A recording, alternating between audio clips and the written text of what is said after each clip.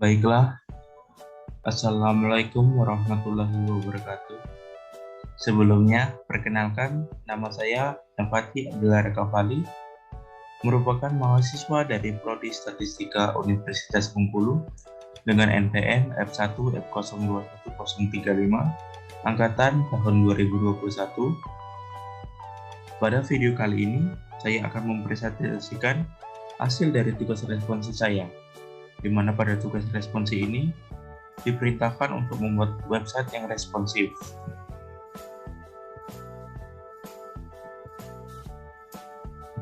Pada teladan soal praktikum yang telah dibagikan, di sini diperintahkan untuk membuat website responsif menggunakan HTML, CSS, dan juga JavaScript dengan ketentuan terdapat header, menu, minimal 3, konten, sidebar, footer, dan juga terdapat button yang menampilkan pop-up, alert, confirm, dan juga prompt.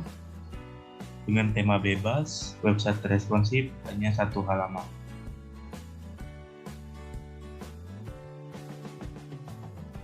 Dengan mengikuti ketentuan dari soal, ini merupakan tampilan website responsif yang sudah saya buat. Dapat dilihat di sini ada bagian header pada website. Header ini berjudul RS Code. Setelah itu juga website ini memiliki bagian menu dengan total 5 menu, yaitu home, about, contact, tutorial, dan juga service.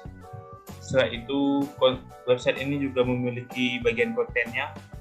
Konten yang saya buat di sini adalah tentang sejarah website, dan pada bagian sidebar-nya terdapat 2 sidebar, yang dimana pada salah satu sidebar itu memiliki link.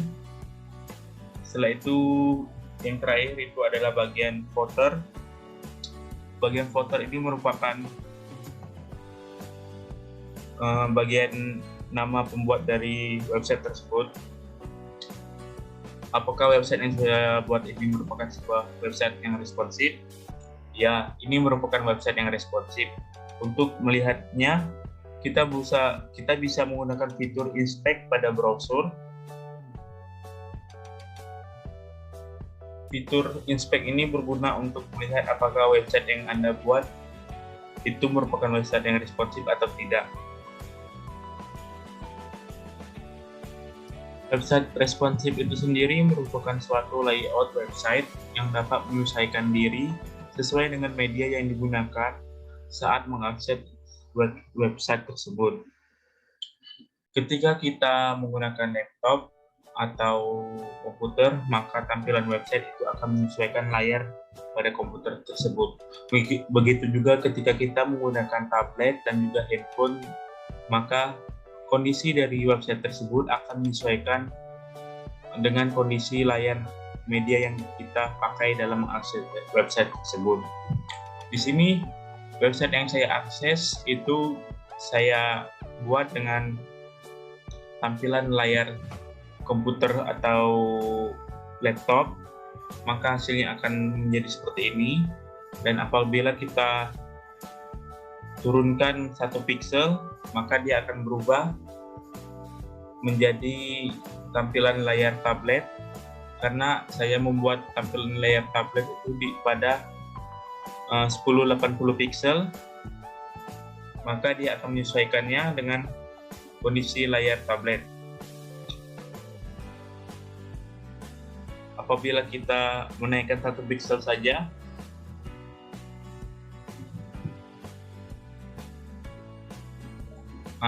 maka tampilannya akan kembali ke layar laptop. Dan apabila kita menggantinya dengan tampilan layar handphone, di sini layar handphonenya saya menggunakan 780 pixel. Maka dia akan menampilkan website dengan ukuran seperti layar handphone itu.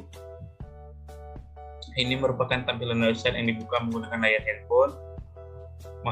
Sidebar-nya hilang dan menyisakan bagian konten, header, menu, dan juga copyright atau footer.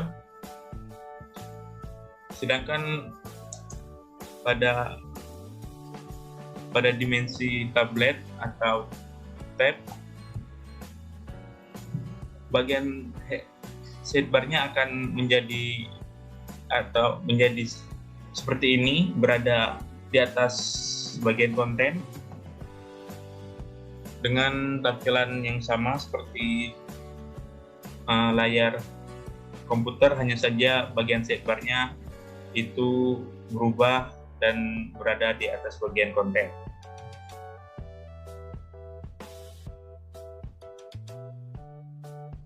Untuk membuat sebuah website, kita perlu untuk menentukan tipe dokumen apa yang akan kita gunakan. Di sini dapat Anda lihat saya menggunakan tipe dokumen HTML. Dilanjutkan dengan menuliskan tag head, di mana tag head ini adalah elemen HTML yang berfungsi sebagai tempat untuk meletakkan metadata, yaitu informasi-informasi halaman web yang tidak akan ditampilkan pada halaman web tersebut. Fungsi tag head pada HTML ini adalah menjadi wadah dari elemen metadata lainnya seperti tag title, meta, style, link, dan script. Selanjutnya ada bagian tag body, di mana tag body ini merupakan isi atau wadah dari konten yang akan kita tampilkan atau yang akan ditampilkan pada website kita. Pada bagian body ini dapat kita lihat terdapat banyak tag yang akan menampilkan suatu objek dari website kita. Tag ini nantinya akan memberitahukan instruksi atau memberitahu kepada browser bagaimana suatu objek ditampilkan berdasarkan teks yang digunakan. Objek di sini bisa berupa teks, video, audio, dan juga gambar. Pada bagian body ini juga saya membuat struktur dari website saya, yaitu bagian menu, header, sidebar, konten, dan juga footer. Dan juga untuk penulisan alert, confirm, dan juga prompt, itu saya gabungkan ke dalam sintaks file HTML yang berada pada bagian text body ini, sehingga saya tidak akan menuliskan sintaks file JavaScript-nya secara terpisah. Jadi saya akan menggabungkan menjadi satu dengan file HTML ini dan saya letakkan di bagian body atau di bagian text body. Selanjutnya itu pada bagian header dan juga pada bagian menu. Pada bagian header ini bisa kita lihat saya di sini sendiri menggunakan tag H2, dan sedangkan untuk bagian menunya itu saya menggunakan teks UL sebagai wadah yang di dalamnya terdapat teks LI untuk menuliskan bagian menu itu. Dan kedua teks ini diletakkan di dalam teks nav, yang dimana teks nav ini akan dibungkus oleh teks div yang memiliki fungsi sebagai penampung untuk mengkelompokkan beberapa elemen itu menjadi satu bagian, sehingga teks bagian header dan juga bagian menu nantinya itu akan menjadi satu bagian pada website. Selanjutnya pada text body itu ada bagian sidebar website. Bagian sidebar website ini hampir sama isinya dengan bagian menu dan header, di mana perbedaannya hanya terdapat pada wadahnya, yaitu kalau di menu dan sidebar tadi wadahnya adalah tag nav, kalau di sidebar ini wadahnya adalah aside, yang dimana aside ini terdapat teks div, teks heading, dan juga teks paragraf. Dan juga untuk sidebar di sini saya membuat dua sidebar. Yang pertama itu judulnya apa itu website design, dan yang kedua judulnya itu bagaimana cara kerja suatu website. Yang ketiga itu ada bagian konten dari website. Di dalam bagian konten terdapat gambar, deskripsi konten, dan juga link akses, yang dimana ketiga hal ini termuat dalam tag div, sehingga nantinya ketiga hal ini akan menjadi satu bagian sama seperti bagian header menu dan juga sidebar. Untuk menampilkan gambar itu bisa menggunakan text image, ini text image dengan atribut wajib yaitu search.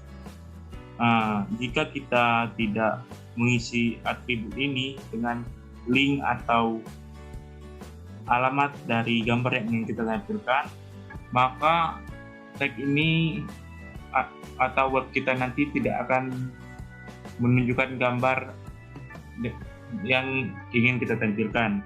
Sebaliknya, apabila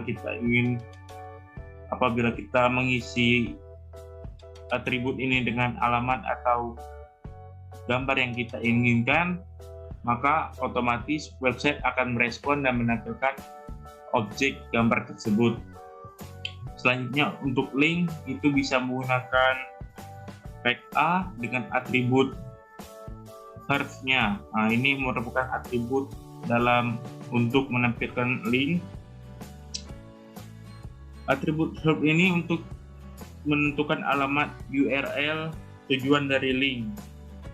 Biasanya link ini akan berupa teks dengan tampilan warna biru dan garis bawah.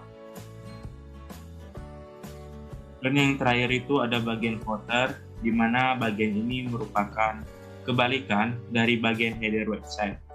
Jika bagian header itu adalah berada pada bagian atas, maka sebaliknya bagian footer ini ada pada bagian bawah website. Pada bagian footer ini, kita juga dapat melihat adanya informasi mengenai kepemilikan website, hak cipta, sumber daya, link tambahan, dan sponsor-sponsor yang ada.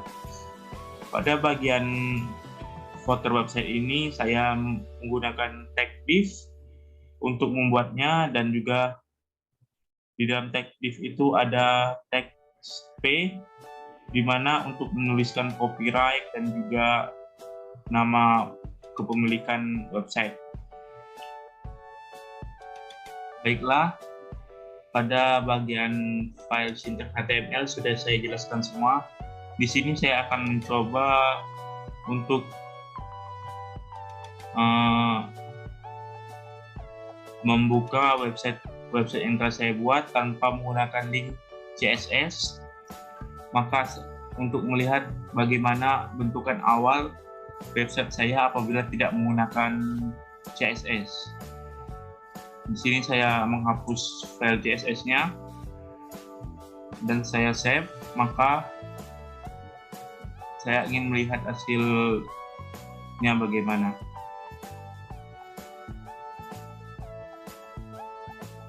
Oke, ini adalah tampilan dari website saya apabila tidak menggunakan CSS.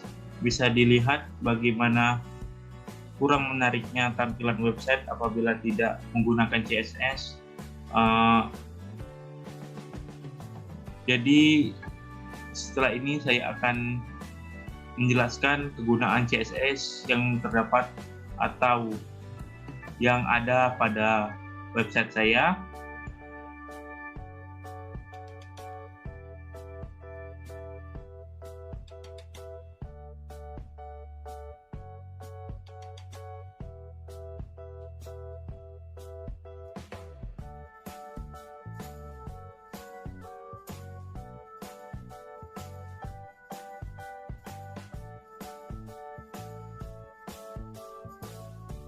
Sekarang saya di sini akan menjelaskan penggunaan CSS terhadap tampilan website yang telah saya buat.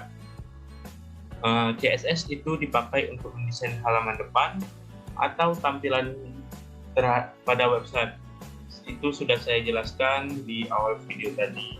CSS juga menangani tampilan dan rasa dari halaman website yang kita buat. Di sini website yang saya buat itu pada bagian bodinya saya menggunakan font family dan background color.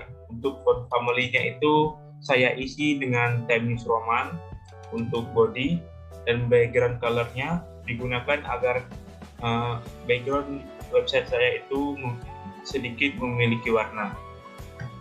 Saya akan menunjukkan bagaimana body ini bekerja, CSS body ini bekerja pada tampilan website saya.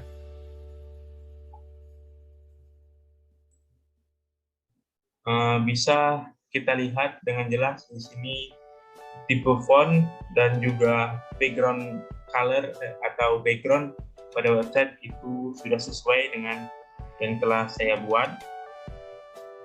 Selanjutnya saya akan menjelaskan bagian nav. Pada bagian nav ini tingginya saya gunakan 80 pixel dengan background color sebagai penghidup atau membuat lebih memiliki rasa pada tampilan websitenya. Untuk headernya atau H2, line height-nya itu 80 pixel dengan display in block, margin kirinya itu 40 pixel dengan color putih atau white, dan juga font family-nya itu bertipe Montserrat. Saya akan menunjukkannya tampilan dari nav dan juga header.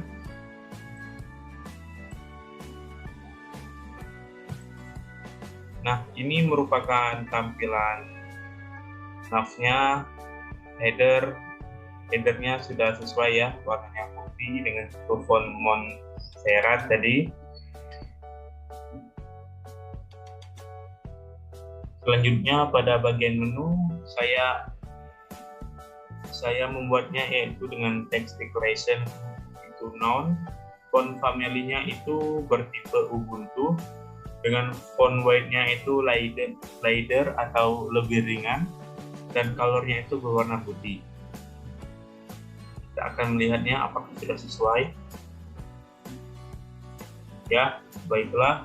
Di sini bentuk font dan juga yang lainnya itu sudah sesuai dengan warna putih dan juga fontnya itu adalah Ubuntu. Selanjutnya saya akan menjelaskan bagian sidebar. Untuk bagian sidebar, paddingnya itu saya kasih 25 pixel dengan margin 0, 0, dan 15 pixel. Atau margin kanannya itu 15 pixel. Background-nya itu warna putih dengan transisi al 0,5 detik, dan kita akan melihat apakah hasilnya sesuai. Ya, hasilnya sesuai dengan yang kita buat. Bagiannya terdapat pada bagian kanan dengan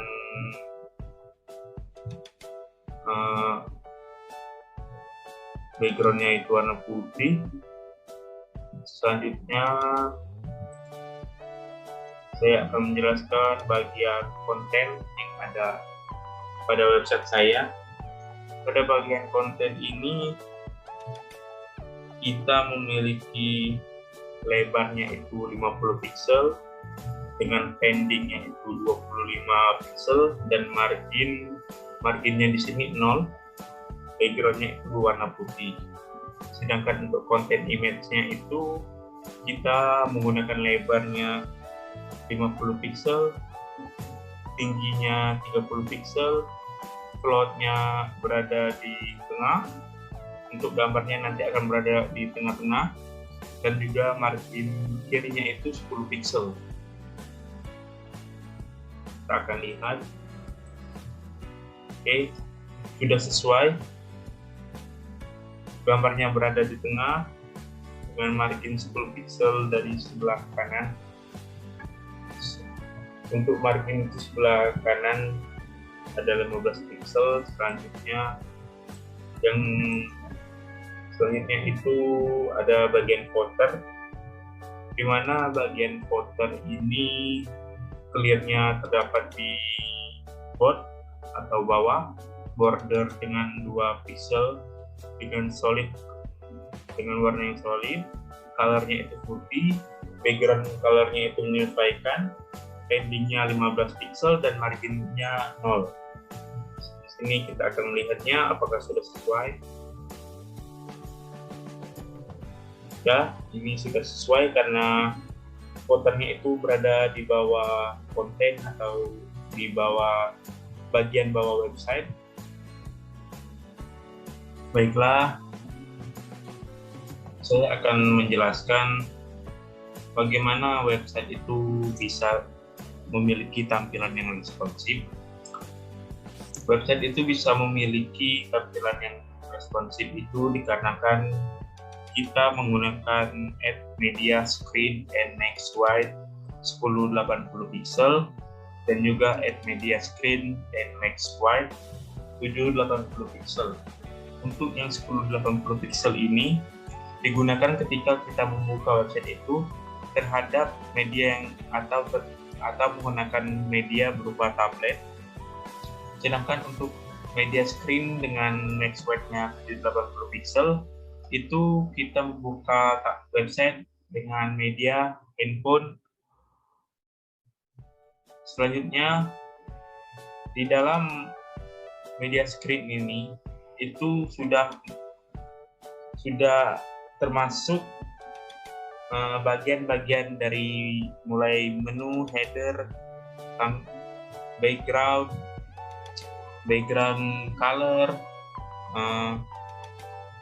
konten, sidebar dan juga footer. Dapat dilihat di sini sudah semua saya letakkan di bagian media screen, sehingga apabila kita membuka website itu dengan menggunakan media-media yang saya sebutkan tadi, tampilan website itu akan mengikuti atau menyesuaikan dengan tampilan layar atau media yang kita gunakan untuk membuka website tersebut. Di sini saya akan menunjukkan untuk tampilan website apabila dibuka pada tablet dan juga apabila dibuka di handphone. Walaupun tadi saya sudah saya jelaskan di awal video, namun di sini saya akan lebih menekankannya lagi.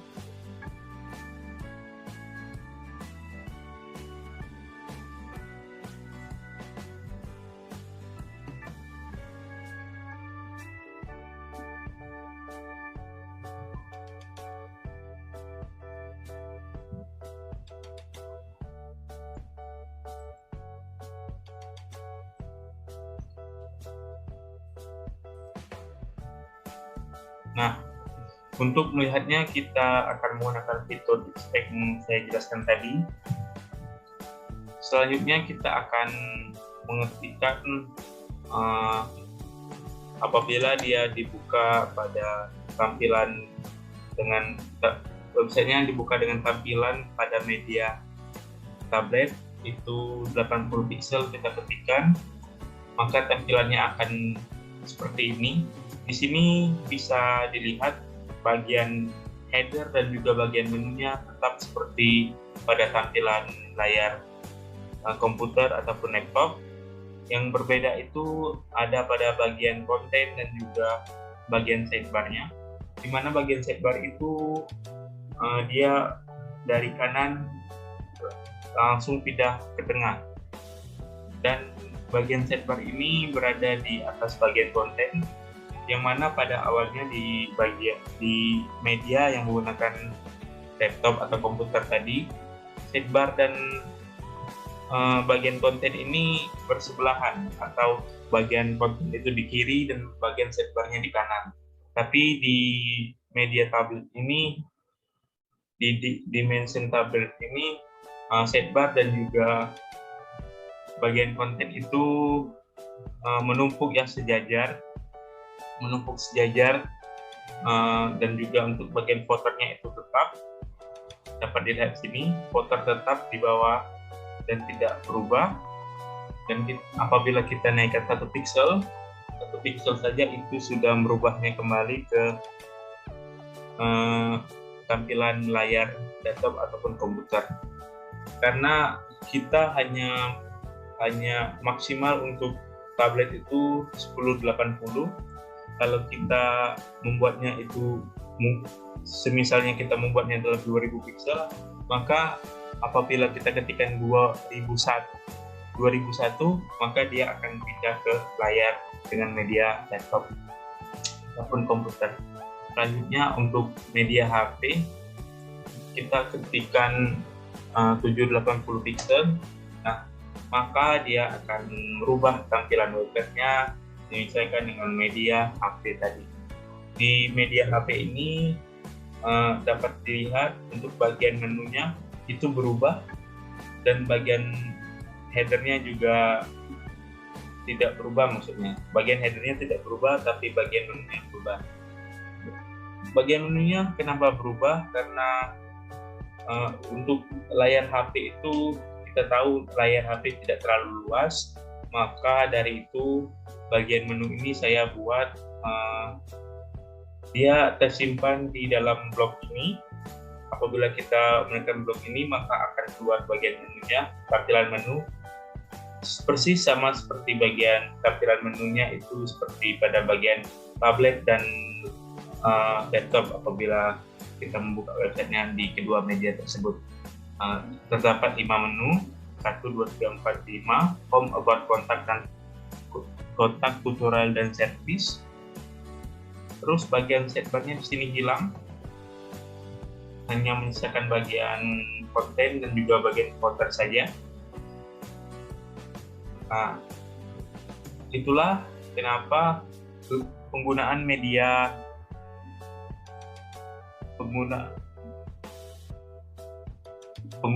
screen terhadap website itu akan menentukan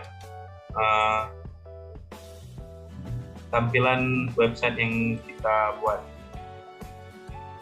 Jadi penting untuk memahami apakah tampilan website yang telah kita buat itu responsif atau tidak dengan menggunakan fitur inspect yang ada pada browser.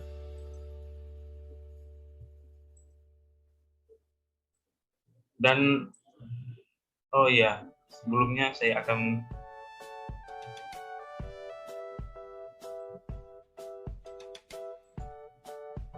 pada tampilan handphone tadi saya tidak menjelaskan apabila bagaimana jika dia naik 1 pixel, apakah dimensi websitenya ini akan tetap seperti ini ataupun berubah seperti yang terjadi pada layar tablet tadi. Kita akan lihat ya, hanya dengan 1 pixel saja dimensi media pada website ini berubah. Berubahnya karena kita menaikkan 1 pixel, sehingga website ini akan dibuka dengan ketentuan layar tablet. Ya, ini merupakan ketentuan layar tablet, dan apabila kita turunkan lagi 1 pixel, maka dia akan kembali ke ukuran media layar handphone.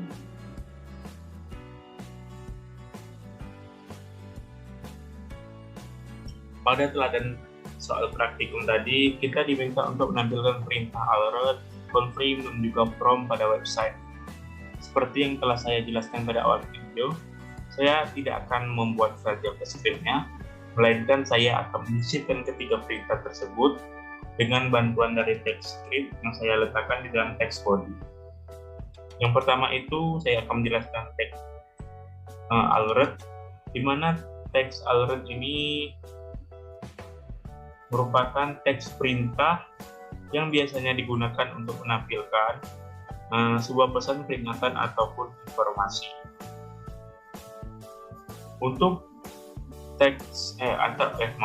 untuk perintah alert yang terdapat pada website saya, itu akan tertulis welcome to my website sebelum Anda masuk ke isi ataupun konten yang dari website saya.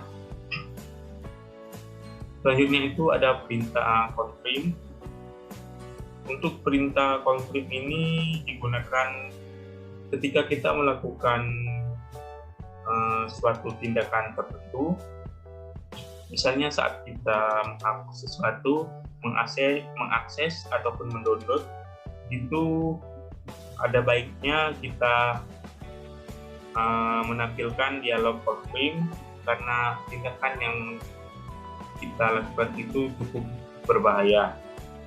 Dan yang terakhir itu ada perintah from. Ini merupakan perintah from. Perintah from itu berfungsi untuk mengambil sebuah inputan dari pengguna. From akan mengembalikan sebuah nilai string dari apa yang diinputkan oleh pengguna. Baiklah, di sini saya akan menampilkan bagaimana ketiga perintah ini dijalankan di dalam website saya.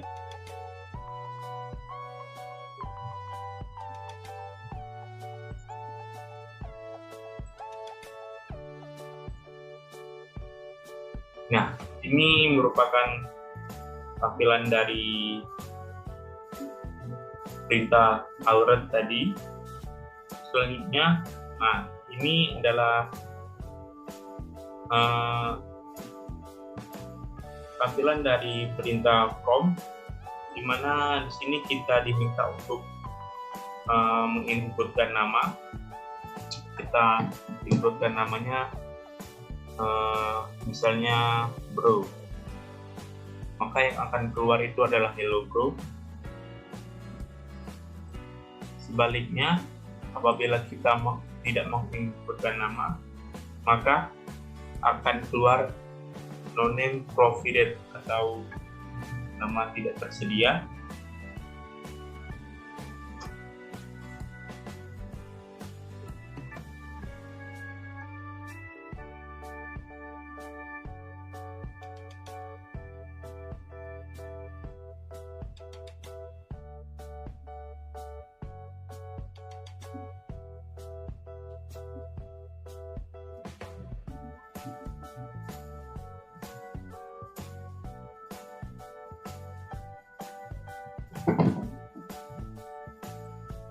Nah, untuk perintah confirm itu saya letakkan di link. Saya sudah jelaskan pada bagian sidebar maupun konten itu terdapat sebuah link, yang dimana link inilah yang akan memuat perintah confirm ini. Misalnya kita klik link pada bagian konten. Nah, di sini akan muncul perintah confirm, yang dimana perintah confirm ini akan menanyakan apakah serius atau apa are you sure. Kita bisa memilih dua opsi, oke ataupun cancel, ya ataupun tidak. Apabila kita memilih cancel, maka kita link YouTube link tersebut tidak akan diakses ataupun tidak terakses. Sedangkan apabila kita menekan OK, mengklik OK, maka otomatis akan menuju pada link tersebut.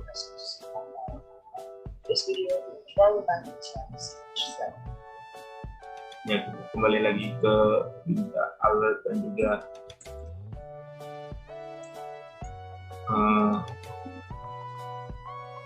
confirm tadi, from maksudnya.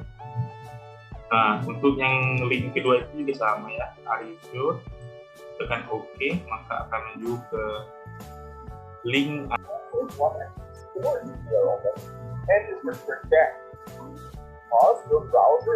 Baiklah, mungkin itu yang dapat saya sampaikan dalam video kali ini, dalam presentasi kali ini.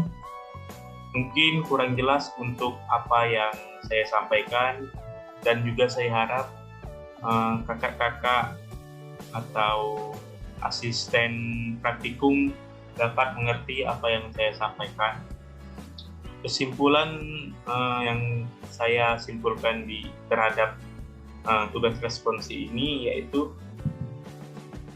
website responsif ini adalah metode atau pendekatan sistem, di mana dengan metode ini web itu akan beradaptasi jika dibuka dari perangkat mobile berukuran kecil maupun perangkat komputer dengan ukuran monitor yang besar, sehingga itu lebih memudahkan kita sebagai user untuk menjelajah website, karena